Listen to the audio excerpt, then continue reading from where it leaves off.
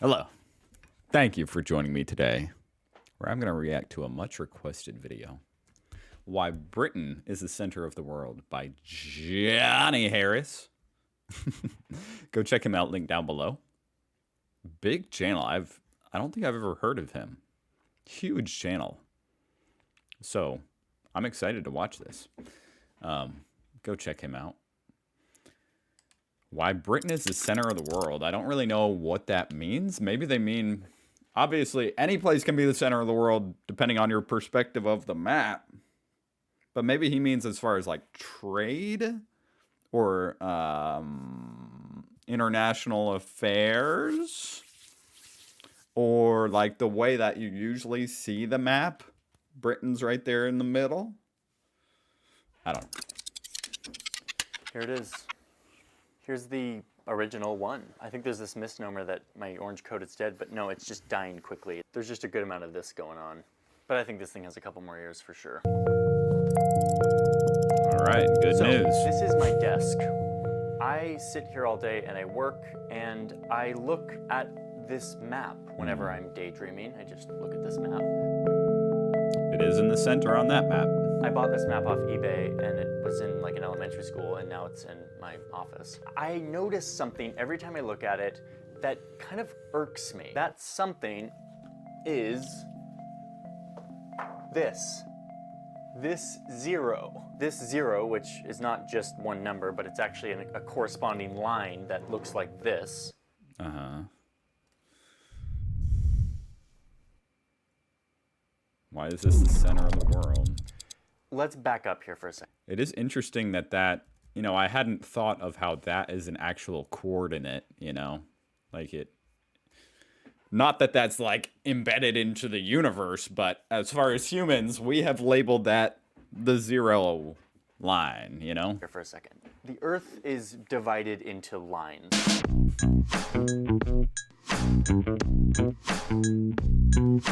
Sometimes they're curved like they are on my map. And whether or not they're curved or straight has to do with this concept of projection, which I'm not going to talk about here. I've talked about plenty using a knife and a globe back in an old Vox video that I made. But just know that the Earth is divided up into lines, latitude and longitude lines, ones that go up and down and ones that go from side to side. All of these lines in the grid have a number associated with them. So for the up and down lines, there's a 0 point, and then anywhere to the right of that or east of that starts to go up. From 0 to 180 with a little E next to it for east of the zero line. And then everything to the left or the west of it has the same thing, 0 to 180 with a W for west, okay? That center point is the 0 point from which all east and west things are measured. The same thing for these side-to-side lines. You know, I'm going to be honest, I just had kind of an epiphany, which is kind of embarrassing. This is why they call this the West. And this is why that's called the Middle East.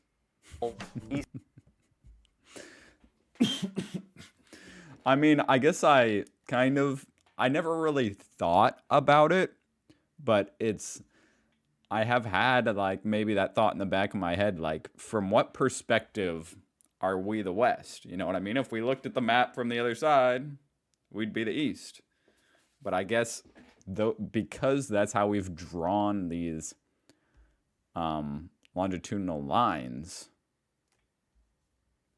Or is this latitude? God, I get those mixed up. Anyway, yeah, that's why we call it that. Measured. The same thing for these side-to-side lines. If you go up from here, you're going to start to get higher and higher until you get to 180 degrees north. Or if you go south, you will go 180 degrees south, which is the South Pole. Finding out where the 0 point should be for these horizontal... I've never understood how big the South Pole or like Antarctica actually is. You know what I mean? Because on the map it looks gigantic, but I'm pretty sure it's actually small. And that's just because it's like been...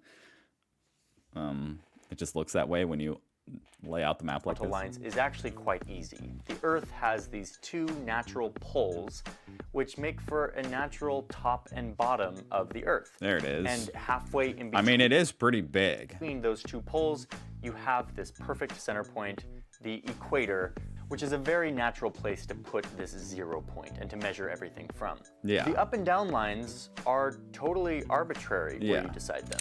Right. Like, who's to say that, like, it couldn't be right here in Russia and this could be 0 and everything could go west and east from here? Or Japan, for that matter. Well, Probably whoever was conquering the world at the time they decided this. in fact, a long time ago, that's how it used to be. Really? These maps with these grids were really, Yeah, I bet whoever made the map, wherever they're from, they probably put themselves in the middle. really important for navigating the world, and so everyone had to choose a 0 point.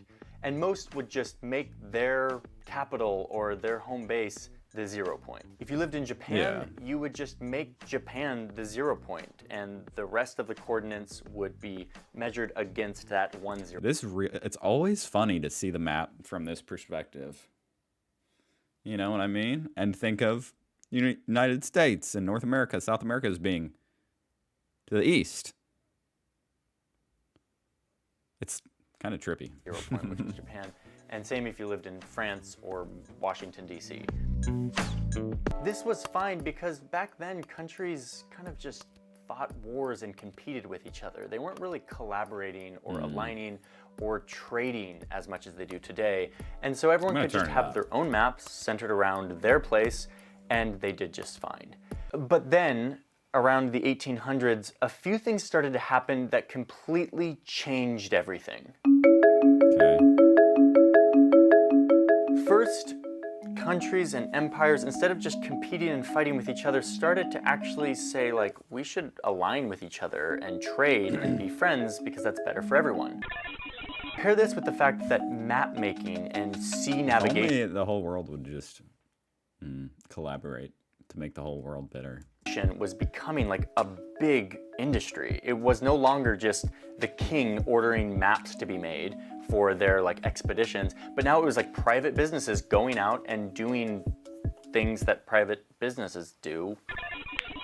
And so there was now like a demand for good seafaring maps. In short, map making was trending. Seems like a pretty good time to be alive. Okay, and there was one more thing that was happening around this time that was super important, which is this. I just have to say, imagine sailing the seas without GPS. Which isn't even like an old concept that's like when was GPS? It's not even that old, but just sailing, going out on a boat, especially on a sailboat. It sounds simultaneously as like the most adventurous thing ever, most exciting adventure you could go on, and also horrifying. Horrifying. Trains everywhere. Trains were just like popping up everywhere. And trains were also trending.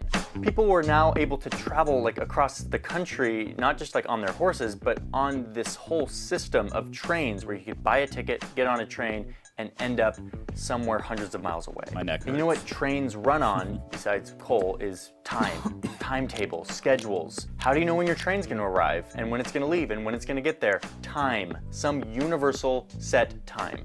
Yeah, we need that. The problem is, back in the 1800s, there was no universal set time. Check out this piece of paper.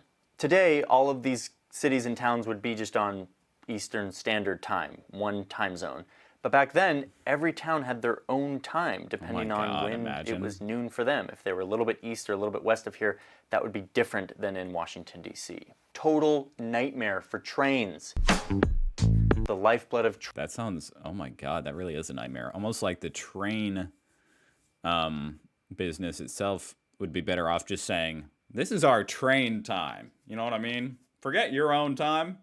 We're just coming up with train time. trains You can is do the time. conversion. And this time mishmash just wasn't going to work. Okay, so what does all of this have to do with this? Well, it is interesting, huh? How the geography of the world and like the map, how this relates to time, just because of the way the sun or the Earth spins and the Earth rotates around the sun. It is interesting to think about how that kind of determines, that's our best measure of time. So it makes it very relevant Look at this guy. to the map. Check You probably don't know who this person is. I didn't know who this person was. He was the US president that no one remembers. This US president in the late 1800s. I went through all the US presidents yesterday just because, and I didn't remember half of them. Saw a problem with all of this. He realized that having a bunch of different maps with a bunch of different 0 points based on whoever was making it was a problem. And he realized that not having a universal time zone or some sort of universal way of making the same time for everyone was also a problem. So he invited 41 countries to come here to Washington, D.C., where I live, and to sit around and think and talk about where this 0 point should be. Where should the center of the world be so that we can measure time as well as navigation? All maps could be normalized to this one spot. So after a moment of a bunch of white dudes sitting around in a room in Washington, D.C., which is kind of what's happening today in Washington, D.C., they came to a vote. And that vote, almost unanimously, said that the 0 line should be right here. Kind of surprising it was almost unanimous. That's the most surprising thing about what he said. Everybody, okay. Hey, that's convenient. If everybody agrees. I mean, I don't really see how it really even matters. So long as you pick somewhere. It's just kind of like, I don't know. Of course, everybody wants to be their country to be the center.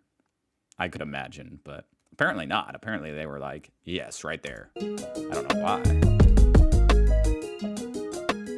This line, if you zoom in, goes right through London, England. It actually goes through a little outskirts town called Greenwich. Greenwich is the home of the Royal Observatory of the British Empire. This would be the place where the prime meridian, or the 0 point for the entire world, east and west. Man, I haven't heard that name in the prime meridian.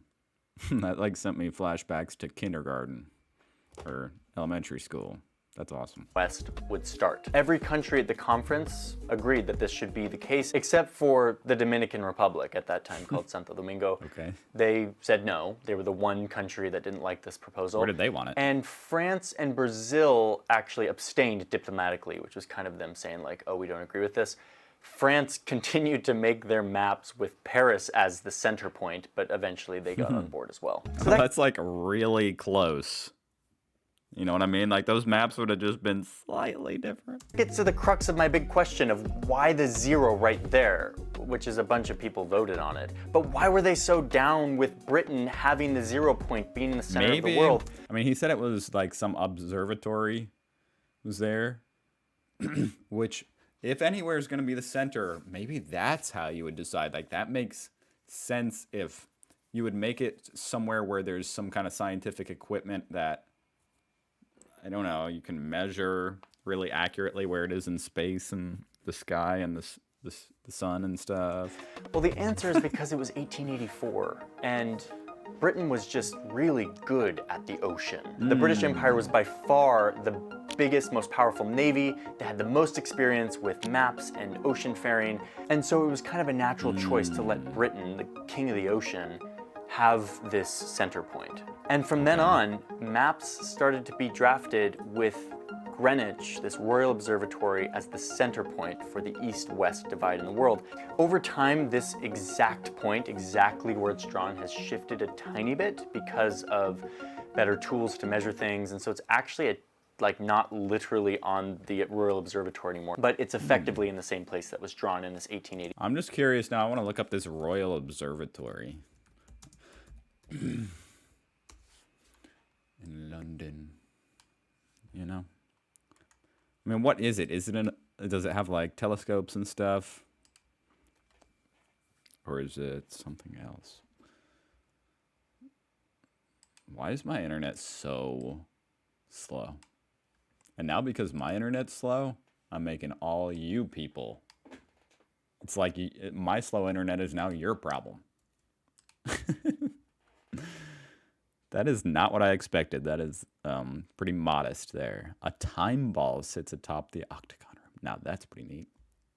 I mean, I don't know what a time ball is. That's just a cool word. All right. Well, there you go. That's the center of the frickin' world right there. Visit the home of Greenwich. Meantime. Stand on the world famous Prime Meridian line. Imagine going all the way there just to stand on an invisible line. 84 conference. But they also established that all time in the entire world would be measured against this same spot, Greenwich. Noon at Greenwich, at the Royal Observatory. You know, I've never known what GMT stands for. Would be maybe Greenwich the peg against which all other time was set. They called this Greenwich Mean Time. So you end up getting a map that looks like this. There it is, Greenwich Mean Time. Now that's a question I've wondered my whole life. So that's funny. I could have just looked it up, but it took until this video. Greenwich Mean Time, GMT. Cool. Zoom in and you see Greenwich is right here. That's GMT, Greenwich Mean Time, okay? You go west of here and you start to get GMT -1 or -2, -3. You can come all the way. Now that is a benefit to being in the center. It makes it real easy to tell GMT time. You know, you don't have to do -1, -2. Back to the east coast of the United States, and this time zone is Greenwich Mean Time -5 right now. Sometimes it's -4 if there's daylight savings, and daylight savings is dumb and whatever. But you get the idea. The more you go west, you go back from Greenwich. I don't know if I'm in 5 or 6. Greenwich Mean Time. Indiana. If you go east, it's the opposite. I think I'm in 5. You go forward to Greenwich Mean Time. So if it's noon at Greenwich, then this next time zone, it'll be 1 p.m., 2 p.m., 3 p.m., 4 p.m., etc. So these time zones have been marked up in these kind of strange shapes. Eventually, if you go 12 steps away from Greenwich, 12 time zones. Oh my God, it gets really weird here. What a mess that is. You'll end up here at this mess. This mess is the International Dateline. This is where Greenwich Mean Time +12 or -12 ends up at this line, which is where a new day starts. So let me give you an example of what this would look like. Imagine it's 4 p.m. in Greenwich, England, right here at this Royal Observatory. It is 4 p.m. GMT on May 28th. If anyone wants to send me a birthday gift, May 28th. May 28th. It's May 28th at 4 p.m. GMT, Greenwich Mean Time. For sure, man. Sitting, chilling in the Royal Observatory, which I've never actually been to. I need to go to the Royal Observatory. I'm going to do that this year, next year, at some point. Okay, so it's 4 p.m., May 28th. You can stand on the world famous Prime Meridian. Across the ocean here in Washington, D.C. at that time, you can see that we go from 4 p.m. -5, so 11 a.m. Okay, so it's 11 a.m. here in Washington, D.C. at that exact time on May 28th. Head across the United States to the west coast of the United States to Seattle or Portland, and right there it's 3 hours earlier than it is here. You're now at 8 a.m. So it's 8 a.m. here. I guess these GMT lines match up with the time zones, just the normal time zones here in America. I never knew that either. I guess they do, so that means I'm in number 6. It's Good still to know. 4 p.m. in Greenwich. It's still 4 p.m. in London. Now you head into the Pacific Ocean, keep going west until you get to French Polynesia, at which time it's 5 in the morning. You're now GMT -11, it's 5 in the morning. And then you get right up to this messy line. If you were to be in the Baker Islands, which is like a US, like random uninhabited island in the middle of the Pacific Ocean. Oh, I didn't know that. You would be at It's pretty close to Australia. 4 a.m. So it's 4 p.m. Sorry. over in Greenwich. It's 4 a.m. on this random island in the Pacific. So then cross this messy looking line. Hold on. All right. It's still 4 a.m., but now it's the next day. It's May 29th Gotcha. at 4 a.m. Here in Fiji, at the same time, 4 p.m. at Greenwich. That's weird. It's now 4 a.m. the next day, May 29th. So we went from being 12 hours behind Greenwich to being 12 hours in front of Greenwich. You can time travel back and forth. Boom, boom, boom, boom. Real easily right by there. going over this international date line. You could do this exact same thing going the other way. Start heading east and you see that it's 5 p.m. and 6 p.m. and 7 p.m. Head all the way over into Asia And now you're getting closer to seeing how that 4 a.m. happens when you get over to Fiji. Now the caveat to all of this is, of course, is that some of these countries switch by an hour for like daylight savings type things and whatever. But ignore that. Imagine there wasn't daylight savings. Right now, in this moment where daylight savings is at least ended in the United States, this holds across the whole world. Someday I'll make a video about this whole messy debacle. But the point of all of this is to say that because of this conference in 1884 to reconcile train timetables and to make maps more uniform, we now have this navigation and time system that rules our whole world. And Britain is just sitting at the center of it, of course. The British Empire may have fallen and the world has moved on from Britain being the center of the world in a lot of ways, but it's still technically the center of the world in a lot of ways. That's true. That's actually really interesting to think about. Go click the link down below to watch the very end of his video, if you haven't already seen it. Johnny Harris, that was an excellent video. That's really insightful. And Greenwich Mean Time. That's the biggest. I mean, I've been wondering that my whole life. What that stood for. That's really interesting. I mean, it makes sense that we would choose the country that's master of the sea. And maybe it was a bunch of countries trying to suck up to Britain too, which is probably a good idea back then. Anyway, that was really good. Thank you for watching.